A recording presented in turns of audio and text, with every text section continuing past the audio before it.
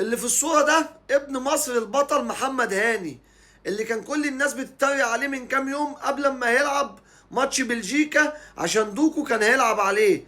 ودوكو ده اخطر الونجات في العالم. والنهارده محمد هاني كل الصحف بتشيد بيه بعد الاداء العالمي اللي عمله النهارده، خصوصا انه حط دوكو في جيبه ورانا ان دوكو ده عباره عن معجون اسنان.